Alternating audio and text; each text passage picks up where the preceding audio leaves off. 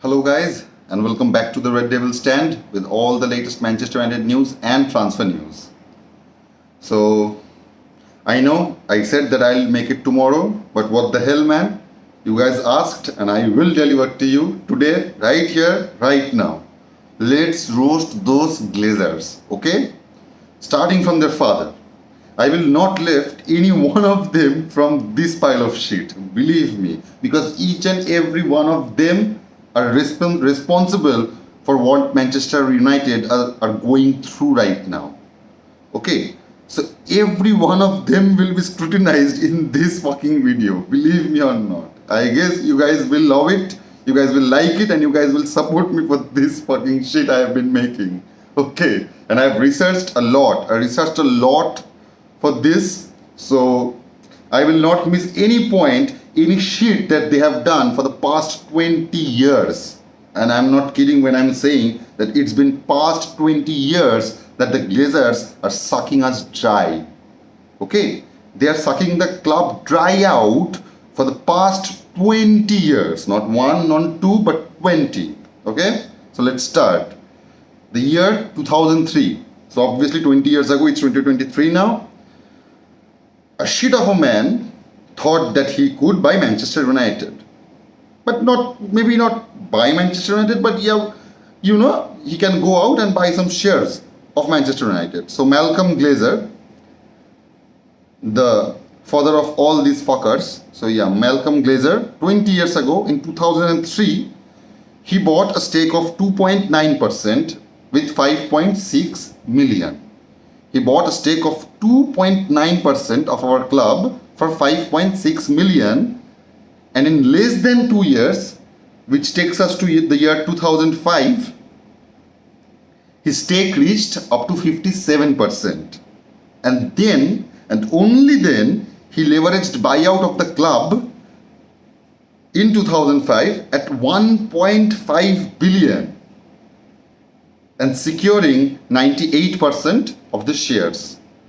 So he accumulated 1.5 billion and he secured from 2.5% to 57% to 98% now. So the year 2005, Malcolm Glazer is the owner of 98% of Manchester United.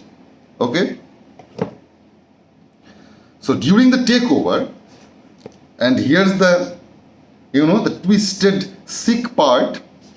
During the takeover, he took $787 million of debt which was put against the club's book. And that was the time, that was the exact moment responsible for what we are right now. The financial mess that we are right now for the past 20 years, and that was the moment that began. So he took 787 million debt to buy the club, and what did he put the debt against? The club, Manchester United. He put it against Manchester United's book. So technically it was Manchester United's debt.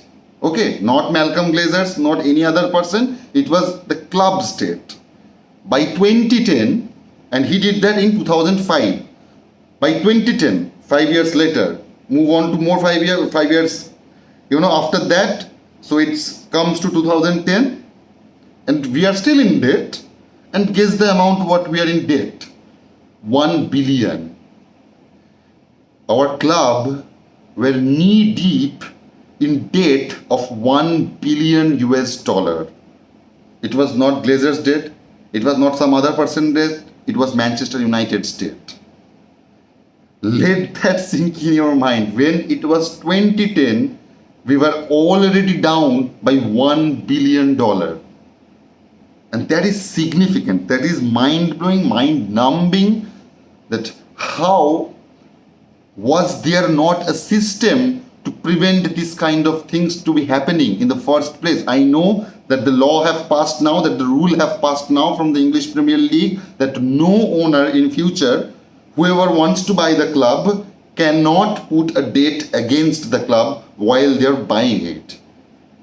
And I'm not saying about Sir Jim Ratcliffe right now, that he is taking debt out of banks to buy Manchester United, that's allowed. He is putting that debt on Ineos, not Manchester United. If he wanted to put that debt on Manchester United, he wouldn't even be eligible to bid for Manchester United right now. Right now, this is the rule, but in the year 2003, 2005, or even 2010, it wasn't the case. So we were in a debt of $1 billion back in 2010. Let's fast forward to 2014 now. It's 2014, May of 2014 to be more precise. Malcolm Glazer dies. He passed away at May 2014. And what did the siblings do? What did those little fuckers did now, huh? The family sells 12 million more shares at $17 a share for $200 million. They go out, they sell 12 million shares, per share counting for $17, and the total they gets is around $200 million. And that is the year 2014 when their father dies. 2014, and to be more precise, in the month of May, they did that they sold 12 million shares. That was May of 2014. And still we are in 2014. We are not moving past it right now, at least. And it's December. It's May 2014, December. Edward Glazers sells 3 million of his shares, netting around 60 million. Okay. So they go out in December, and one of them, Edward Glazer, sells his 3 million shares. From whatever he got, he sold some of it, and the amount is 3 million shares, which he sold, and he netted around 60 million. Okay. So only in 2014, they got 200 million plus 60 million, 260 million out of the club by selling the shares. Okay. Moving on to 2017. They sells 4.3 million shares for $17 a share, and they made $73 million in the year 2017. Okay. So against the $260 million, and now it's been added upon with another $73 million that they have made from the club by selling the shares. And you will hope now, whatcha? So that's what they did, huh? And it's not finished. It's not finished, my brother, believe me. They have messed it up so much, it's unfathomable. Like, seriously, who would have, I don't know what kind of rules were there at that time, but how any authority could allow their owner to, suck out the blood out of this club at the very last drop of it. And that is just the Glazers for you. That is just the Glazers for you. So anyway, after 2017, they sold for 4.3 million shares, $17 a share, and they made $73 million. Okay. Let's move on to March 2021. Avram Glazer, we have all heard that fucker's name. Avram Glazer, this is one of the Glazers who wants to stay if they sell to Ineos, Avram Glazer and Joel Glazer. So Avram Glazer goes out in 2021 of March of 2021. He sells 5 million Class A shares worth around 100 million. Basically, he sells 100 million worth of shares again.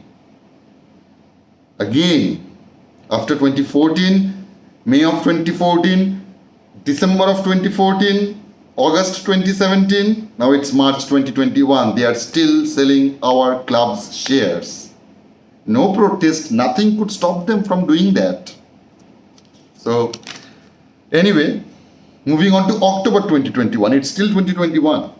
We are just moving on a bit only. From, March to October. I've noted all down.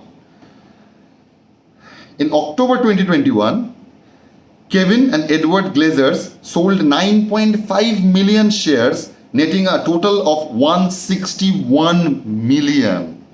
A whopping $161 million worth of share they sell again at that same year where their brother Avram Glazer have already sold 100 million worth of share, and now they have put on over that 100 million. They're moving on to December and they sells another 161 million worth of share, totaling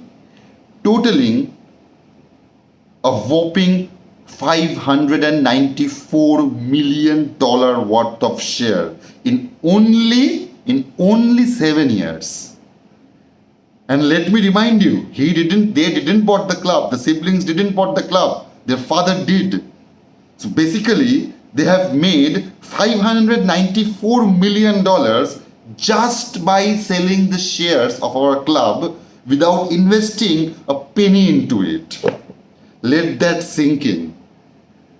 That is how a messed up person Manchester United fans are dealing with for the past 20 years. So any club, let them not kid us. So any club supporter out there, whether it's Arsenal fan, Chelsea fan, City fan, Newcastle fan, Real Madrid fan, I don't care. If anyone taunts us for wanting Qatar as our owner in this club, Manchester United, we need that, we want that, we deserve that. Believe me or not, we deserve that. The shit we have been through, all of us, doesn't matter where you are living in, you are equally affected, you are equally hurt for how they have treated our club over the 20 years. So you see, it's just the sum of 7 years of what they have done. Only sum of 7 years of what they have done. They are that much greedy. They are that much shit. I told you in my earlier videos, right, that whenever Glazers look at us, look at Manchester United, the one and only thing this is the dollar sign. Their eyes pop out dangling that dollar sign, So yeah, if anyone taunts you for wanting Qatar, let them have that shit. You know what? If you care that much about morality and all that stuff, why don't you just let Glazers buy your club then? Okay, deal with it then. Then we'll see after 20 years, 10 years, 20 years, we'll see that how will you react. So yeah, please do not let them kid you. That Manchester United fans are just greedy. Yeah, they want to buy their Premier League and trophy. If it's the way to get Premier League and Manchester and Champions League and some other cups as well, yeah, we will do that. Why won't we do that? Manchester City is doing that. Newcastle is doing that. PSG was never in the map of any football club, man. Any football, any top class football tier. And now they're in Champions League every year. They have won, in the past decade, they have won 9 league cups, league trophies. From the 10 year, they have only lost 1 time and they've won 9 times. How did they do that? Obviously by injecting some money into the club. That's how City came out of nowhere. That's how Newcastle are, playing the Champions League next year. They were in the verge of relegation not even 2 years ago. Only 2 years ago. So yeah, do not let them kid you that we are the greedy ones here. No. We are just following your footsteps, man. You have changed the football. You have changed how the game was being played. Manchester City have built a blueprint that wasn't available until they made it. So yeah, obviously some big clubs will follow that. Because that's the way to success right now in football. Believe me or not, money is the key to it. Money is definitely the key to it. Obviously, people will say, even Manchester City fans, and so, we don't see Manchester City fans that often, but many other clubs fans will say it, that you guys have also spent near about $1 billion. So yeah, I'm not saying that. And with $1 billion, we have got nothing. We have got nothing to show. So spending is only not the option. We have to spend well, like Manchester City did. As I have said, our negotiators are shit. Obviously they are shit. They are deliberately put there. The Glazers are deliberately put them there. Because any other professional who is a bit professional, at least a bit professional in what they do, won't be taking the shit what Glazers have been giving them. Why do you think Richard Arnold and John Murdoch get so much shit? Because they don't get the support of the Glazers. And they can't say it out loud because they get a lot of money for, for getting the shit for them. So yeah, if we want Qatar, it's because we need Qatar. That is the main reason we want Qatar.